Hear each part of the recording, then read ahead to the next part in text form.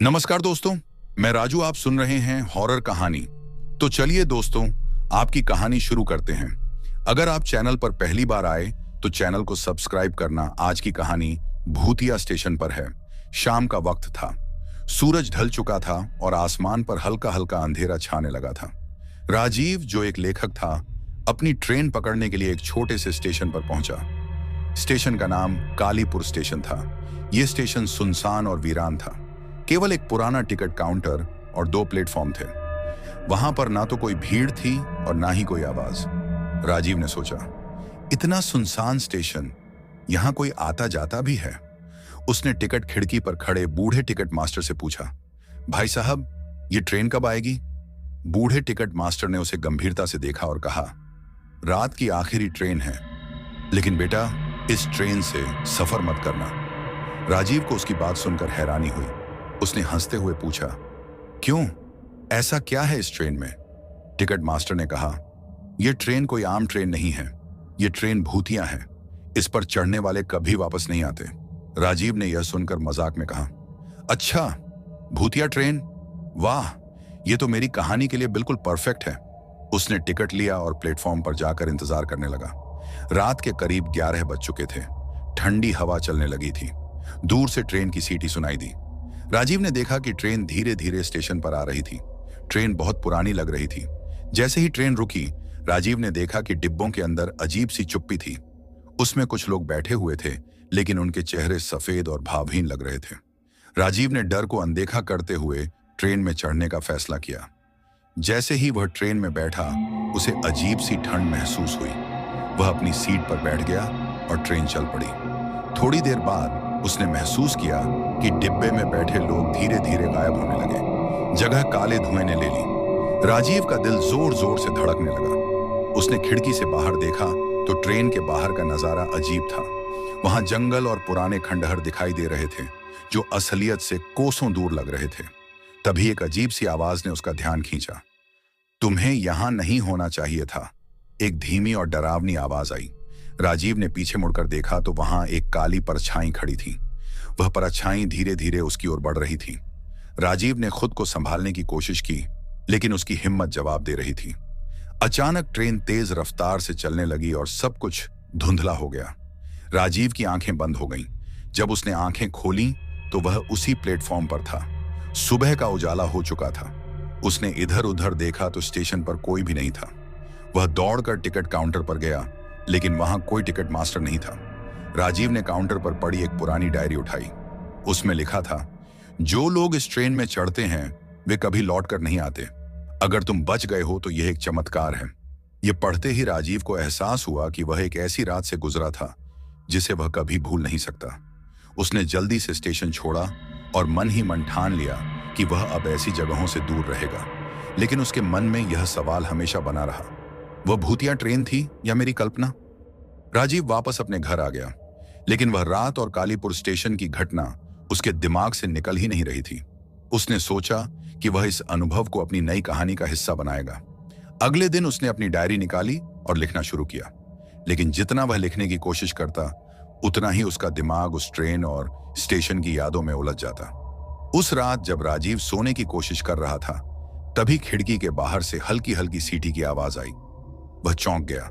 यह सीटी बिल्कुल वैसी ही थी जैसी कालीपुर स्टेशन पर उसने सुनी थी। राजीव ने खिड़की से बाहर झांक कर देखा, लेकिन कुछ दिखाई नहीं दिया। अचानक उसके कमरे में रखी घड़ी की सुई रुक गई। समय रात के ठीक 11:15 पर ठहर गया। वही समय जब वह उस भूतिया ट्रेन में चढ़ा था। कमरे में एक अजीब सी ठंड फैल गई। राजीव का दिल जोर जोर से धड़कने लगा। तभी उसे अपनी टेबल पर रखी डायरी के पन्ने खुद ब खुद पलटने की आवाज सुनाई दी। डायरी के एक खाली पन्ने पर अचानक खून जैसे लाल अक्षरों में कुछ लिखा हुआ दिखाई दिया, तुम्हें वापस आना होगा।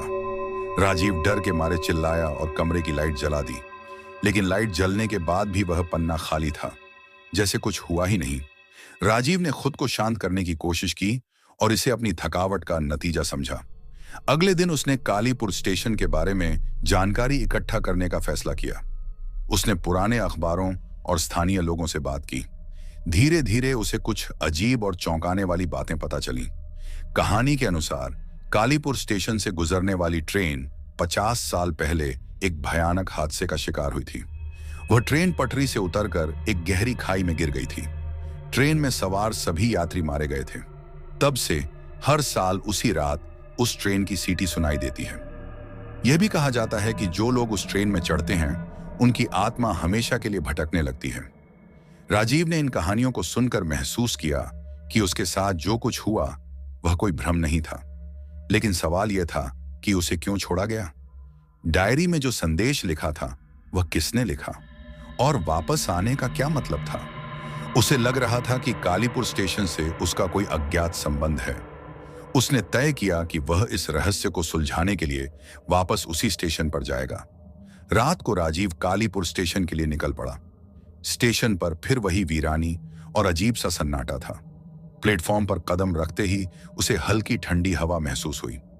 टिकट काउंटर पर वही बूढ़ा टिकट मास्टर खड़ा था, लेकिन इस बार उसने राजीव को देखकर मुस्कुराते हुए कहा, तुम्हें पता था कि तुम लौटोगे? राजीव हैरान होकर बोला, यह सब क्या है? मेरे साथ क्या हो रहा है? टिकट मास्टर ने गहरी आवाज में कहा, यह ट्रेन तुम्हारे लिए इंतजार कर रही है, लेकिन इस बार सफर एक तरफा होगा। राजीव के पास और कोई विकल्प नहीं था। वह समझ गया था कि यह सफर उसकी किस्मत में लिखा है। तभी ट्रेन की सीटी फिर सुनाई दी। ट्रेन धीरे धीरे स्टेशन पर आ रही थी, लेकिन इस बार यह पहले से भी ज्यादा डरावनी और रहस्यमयी लग रही थी। क्या राजीव उस ट्रेन में चढ़ेगा? क्या वह इस रहस्य से पर्दा उठा पाएगा या खुद भी भटकने वालों में शामिल हो जाएगा?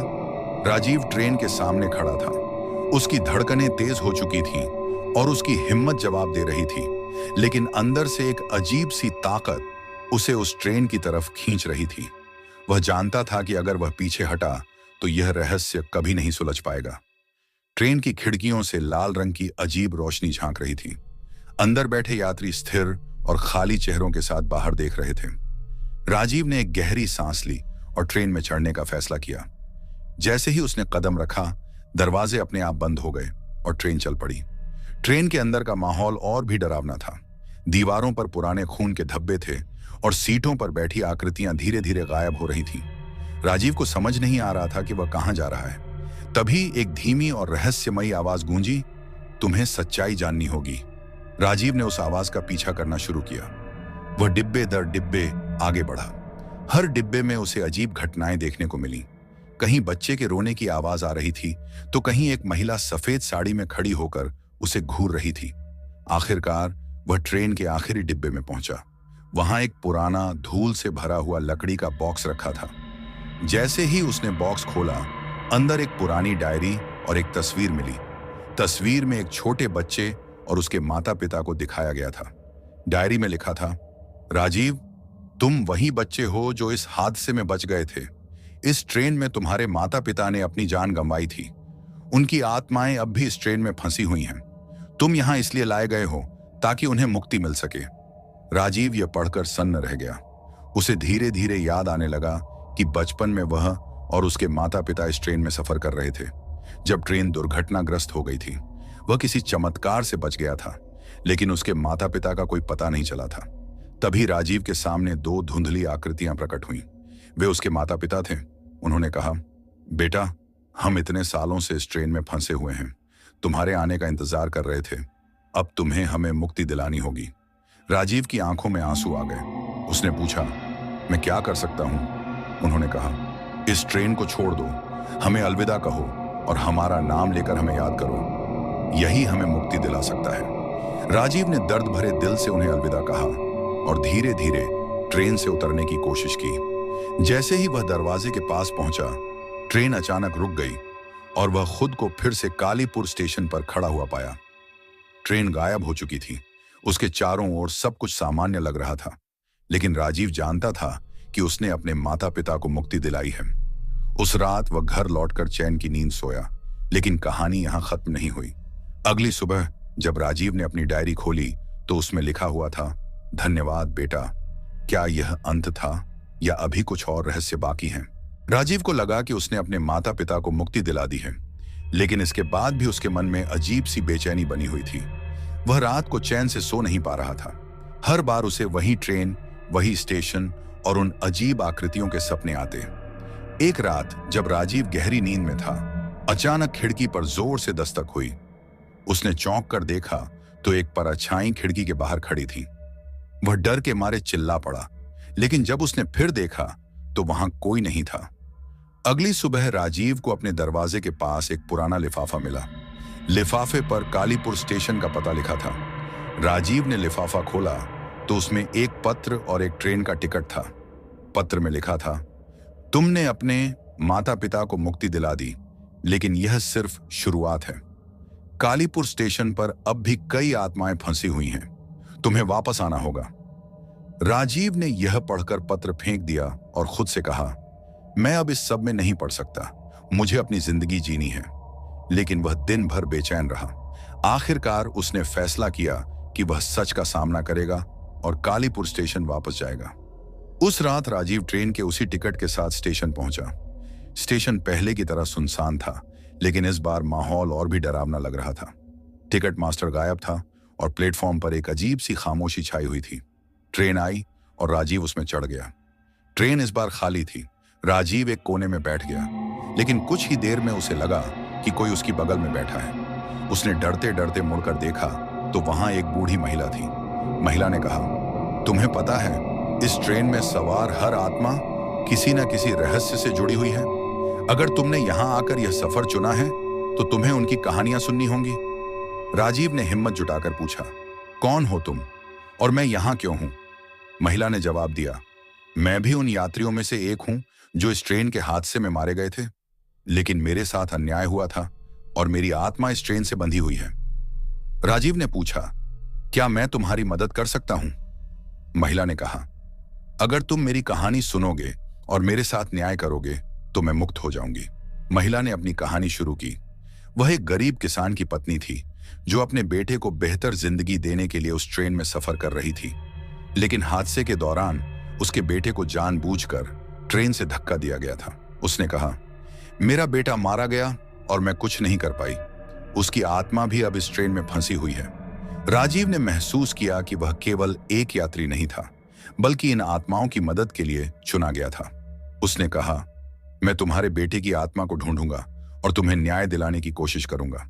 ट्रेन ने अचानक एक झटका लिया और राजीव को लगा कि यह सफर आसान नहीं होने वाला है। आगे क्या होगा? क्या राजीव इन आत्माओं को मुक्ति दिला पाएगा? ट्रेन तेजी से अंधेरे की ओर बढ़ रही थी। राजीव को लग रहा था जैसे यह सफर उसे किसी अनजान दुनिया में ले जा रहा हो। उस बूढ़ी महिला की बातों ने उसे अंदर तक झकझोर दिया था। वह सोच रहा था कि अगर वह इन आत्माओं की मदद नहीं करेगा तो वे इस दर्द और भटकाव में हमेशा के लिए फंसी रह जाएंगी। महिला ने कहा, अगर तुम मेरी मदद करना चाहते हो तो तुम्हें मेरे बेटे की आत्मा को ढूंढना होगा। वह इस ट्रेन के उस डिब्बे में है जहां हादसे के वक्त सबसे ज्यादा नुकसान हुआ था, लेकिन ध्यान रखना, वहां जाना आसान नहीं होगा। राजीव ने महिला की ओर देखा और कहा, मैं मदद करूंगा, मुझे बताओ मुझे क्या करना है। महिला ने एक गहरी सांस ली और कहा, जब ये ट्रेन अगली बार रुकेगी तो तुम अगले डिब्बे में जाओगे। वहां तुम्हें कुछ अजीब चीजें दिखाई देंगी। डरना मत। अगर तुम मेरे बेटे को देख पाओ तो उसका नाम लेकर पुकारना, लेकिन ध्यान रखना, ट्रेन में बुरी आत्माएं भी हैं जो तुम्हें रोकने की कोशिश करेंगी। थोड़ी देर बाद ट्रेन एक सुनसान जगह पर रुकी। बाहर सिर्फ अंधेरा और घने पेड़ दिखाई दे रहे थे। राजीव ने गहरी सांस ली और अगले डिब्बे में जाने के लिए दरवाजा खोला। जैसे ही वह अंदर गया, उसे ठंडी हवा का झोंका महसूस हुआ। डिब्बे के अंदर सब कुछ टूटा फूटा और जला हुआ था। दीवारों पर खून के धब्बे थे और सीटों पर जले हुए निशान। हवा में अजीब सी गंध थी। तभी उसने एक छोटे बच्चे के रोने की आवाज सुनी। वह आवाज डिब्बे के पिछले हिस्से से आ रही थी। राजीव ने धीरे धीरे उस ओर कदम बढ़ाए। मुझे यहां से निकालो, बच्चे की धीमी आवाज गूंजी। राजीव ने कहा, मैं तुम्हारी मदद करने आया हूं, मुझे तुम्हारा नाम बताओ। बच्चे ने कोई जवाब नहीं दिया। अचानक ट्रेन का माहौल बदलने लगा। खिड़कियां जोर जोर से हिलने लगीं और डिब्बे की रोशनी बार बार झपकने लगी। राजीव ने देखा कि काले धुएं की आकृतियां उसकी ओर बढ़ रही थीं। धुएं की आकृतियां धीरे धीरे स्पष्ट होती जा रही थीं। वे डरावनी चेहरों वाली बुरी आत्माएं थीं। उनमें से एक ने चीखते हुए कहा, तुम्हें यहां नहीं होना चाहिए, यह ट्रेन हमारा घर है, तुम इसे छीनने की कोशिश कर रहे हो। राजीव ने हिम्मत नहीं हारी। उसने ऊंची आवाज में कहा, मैं यहां किसी को नुकसान पहुंचाने नहीं आया, मैं सिर्फ उस बच्चे को मुक्त करना चाहता हूं। तभी एक बच्चे की आकृति डिब्बे के कोने से प्रकट हुई। वह कमजोर और डर से कांप रहा था। राजीव ने उसकी ओर हाथ बढ़ाया और कहा, डरो मत, मैं तुम्हारी मां के कहने पर आया हूं, तुम्हें इस दर्द से मुक्ति दिलाने के लिए। बच्चे ने कहा, मुझे यहां से ले चलो, लेकिन ये आत्माएं हमें जाने नहीं देंगी। राजीव ने महसूस किया कि उसे कुछ खास करना होगा। उसने महिला द्वारा दी गई एक पुरानी माला को निकाला जो उसने उसे दी थी। महिला ने कहा था कि यह माला आत्माओं को शांत कर सकती है। राजीव ने माला उठाकर जोर से कहा, तुम सबको मुक्त करने का समय आ गया है। अब यह ट्रेन किसी का घर नहीं है, जाओ और शांति से रहो। माला से एक तेज रोशनी निकली और काले धुएं की आत्माएं चीखते हुए गायब होने लगी। बच्चे की आत्मा रोशनी में बदल गई और उसने मुस्कुराकर कहा, धन्यवाद, अब मैं अपनी मां के पास जा सकता हूं। राजीव ने राहत की सांस ली। ट्रेन फिर से चल पड़ी और महिला प्रकट हुई। उसने कहा, तुमने मेरे बेटे को मुक्त कर दिया। मैं तुम्हारा धन्यवाद नहीं कर सकती। अब मेरी आत्मा भी चैन पा सकती है। महिला और बच्चे की आत्माएं धीरे धीरे रोशनी में बदलकर गायब हो गई। राजीव ने महसूस किया कि उसने कुछ बहुत बड़ा काम किया है। ट्रेन के अगले डिब्बे में जाते वक्त राजीव को एक और पत्र मिला। उसमें लिखा था, तुमने एक आत्मा को मुक्त किया, लेकिन इस ट्रेन की कहानियां खत्म नहीं हुई हैं। अगली कहानी तुम्हारा इंतजार कर रही है। क्या राजीव इन रहस्यमय यात्राओं का अंत कर पाएगा? राजीव ट्रेन के अगले डिब्बे में कदम रखते ही ठिठक गया। डिब्बा खाली था, लेकिन हर तरफ अजीब सा माहौल छाया हुआ था। खिड़कियों से बाहर सिर्फ अंधेरा नजर आ रहा था और ट्रेन के पहियों की आवाज मानो किसी भयानक संगीत की तरह गूंज रही थी। डिब्बे के बीचों बीच एक पुराना और टूटा फूटा बक्सा रखा था। राजीव ने जैसे ही उस बक्से के पास कदम बढ़ाया, एक तेज चीख डिब्बे में गूंज उठ। राजीव ठिठक कर रुक गया। वह चारों तरफ देखने लगा, लेकिन वहां कोई नहीं था। फिर अचानक उस बक्से के पास एक धुंधली आकृति प्रकट हुई। यह एक युवक की आत्मा थी। उसके चेहरे पर गुस्सा और दर्द का मिलाजुला भाव था। कौन हो तुम? राजीव ने हिम्मत करके पूछा। युवक ने ठंडी आवाज में जवाब दिया, मेरा नाम अर्जुन है। मैं भी इस ट्रेन का यात्री था, लेकिन इस ट्रेन ने मेरी जान ले ली। राजीव ने पूछा, तुम्हारी आत्मा क्यों फंसी हुई है?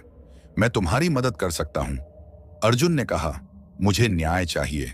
इस ट्रेन में मेरी हत्या हुई थी और हत्यारे की आत्मा भी यहीं फंसी हुई है। जब तक उसे सजा नहीं मिलेगी, मैं मुक्त नहीं हो सकता। अर्जुन ने अपनी कहानी सुनानी शुरू की। वह एक युवक था जो नौकरी के लिए अपने गांव से शहर जा रहा था। ट्रेन में उसने एक अजनबी से दोस्ती की, जिसने उसे खाने पीने का सामान दिया, लेकिन वह आदमी विश्वासघाती निकला। उसने अर्जुन को जहरीला खाना खिलाया और उसे मारकर उसकी सारी कीमती चीजें लूट लीं। अर्जुन की लाश को ट्रेन के टॉयलेट में छिपा दिया गया और वह आदमी अगले स्टेशन पर उतर गया। उस हत्यारे की आत्मा इस ट्रेन में क्यों है? राजीव ने पूछा। अर्जुन ने जवाब दिया, क्योंकि जब उसने अपनी जान ली तो वह उसी ट्रेन में था। अब वह यहां भटक रहा है और उसकी बुरी आत्मा मुझे जाने नहीं देती। तभी डिब्बे के एक कोने से काले धुएं का एक गुब्बार उठने लगा। वह धीरे धीरे एक डरावनी आकृति में बदल गया। यह हत्यारे की आत्मा थी। उसकी आंखें लाल थीं और उसके चेहरे पर एक क्रूर हंसी थी। तुम मुझे रोकने आए हो? उसने गरजती आवाज में कहा। राजीव ने साहस जुटाकर कहा, हाँ, तुम्हारे अपराध का अंत करने और अर्जुन को न्याय दिलाने आया हूं। हत्यारे की आत्मा हंसने लगी। उसने कहा, यह ट्रेन मेरा घर है, कोई मुझे यहां से निकाल नहीं सकता। अगर तुमने कोशिश की तो तुम्हारा भी यही हाल होगा।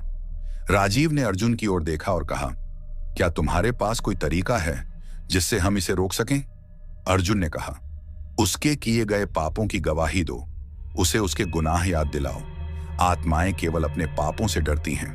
राजीव ने साहस जुटाकर हत्यारे की ओर देखा और कहा, तुमने अर्जुन की हत्या की थी। तुमने एक मासूम की जान ली और उसकी जिंदगी छीन ली। अब समय आ गया है कि तुम अपने गुनाहों का बोझ स्वीकार करो। जैसे ही राजीव ने यह कहा, डिब्बे में अजीब सी रोशनी फैलने लगी। अर्जुन की आत्मा ने कहा, तुम्हें अपने की सजा मिलेगी। यह ट्रेन तुम्हारा घर नहीं, तुम्हारी जेल है। हत्यारे की आत्मा चिल्लाने लगी। वह धुएं में बदलकर डिब्बे के कोने में सिमट गई। कुछ ही पलों में वह गायब हो गई। अर्जुन की आत्मा ने राजीव की ओर देखा और कहा, अब मैं मुक्त हूं, तुम्हारा धन्यवाद। अर्जुन की आत्मा भी धीरे धीरे रोशनी में बदलकर गायब हो गई। जैसे ही अर्जुन की आत्मा गायब हुई, ट्रेन अचानक रुक गई। राजीव ने खिड़की से बाहर देखा तो वह फिर से कालीपुर स्टेशन पर था। ट्रेन से उतरते ही उसने महसूस किया कि यह यात्रा केवल आत्माओं को मुक्त करने की नहीं, बल्कि उसे अपनी खुद की सच्चाई समझने के लिए भी थी। स्टेशन पर उसे एक और पत्र मिला। उसमें लिखा था, तुमने 2 आत्माओं को मुक्त किया, लेकिन इस ट्रेन में कई और कहानियां छिपी हैं। तुम्हारा सफर अभी खत्म नहीं हुआ। राजीव ने ठंडी सांस ली और सोचा, क्या मैं इस रहस्य से कभी बाहर निकल पाऊंगा? क्या राजीव इन रहस्यमयी यात्राओं का अंत कर पाएगा? राजीव थका हुआ था, लेकिन अब वह समझ चुका था कि इस ट्रेन से जुड़ा रहस्य गहराई तक जड़ें जमा चुका है। वह यह भी जान गया था कि केवल वही इन आत्माओं को मुक्ति दिला सकता है। स्टेशन पर मिले नए पत्र में लिखा था, इस बार सफर तुम्हारे अतीत के करीब ले जाएगा। सच के लिए तैयार रहो। राजीव ने गहरी सांस ली और अगली ट्रेन का इंतजार करने लगा। ट्रेन रात के अंधेरे में स्टेशन पर रुकी। इस बार ट्रेन के डिब्बे पुराने और खंडहर जैसे दिख रहे थे, मानो सदियों से उनकी मरम्मत नहीं हुई हो। राजीव ने बिना हिचकिचाए ट्रेन में कदम रखा। जैसे ही ट्रेन चली, राजीव को अजीब सी बेचैनी महसूस हुई। उसे लगा कि वह डिब्बे में अकेला नहीं है। वह चारों ओर देखने लगा। तभी उसे खिड़की के शीशे पर अपनी परछाई के अलावा किसी और का अक्स नजर आया। उसने धीरे धीरे मुड़कर देखा। एक महिला सफेद साड़ी में बैठी थी। उसके लंबे बाल उसके चेहरे को छिपा रहे थे। राजीव ने डरते हुए पूछा, तुम कौन हो? महिला ने धीरे से अपना सिर उठाया। उसकी आंखें लाल थीं और चेहरा आंसुओं से भीगा हुआ था। उसने कहा, मुझे इस ट्रेन ने सब कुछ छीन लिया। मेरा नाम कामिनी है। राजीव ने खुद को संभालते हुए पूछा, तुम्हारे साथ क्या हुआ? क्या मैं तुम्हारी मदद कर सकता हूं? कामिनी ने कहा, मैं एक नई दुल्हन थी। यह ट्रेन मुझे और मेरे पति को हमारी नई जिंदगी की ओर ले जा रही थी, लेकिन लालच और नफरत ने सब खत्म कर दिया। मेरे पति के परिवार ने दहेज के लिए हमारी हत्या कर दी। मेरी आत्मा तो फंस गई, लेकिन मेरे पति की आत्मा अब भी भटक रही है। उसे मुक्ति दिलाने के लिए तुम्हें उसके कातिलों का सच जानना होगा।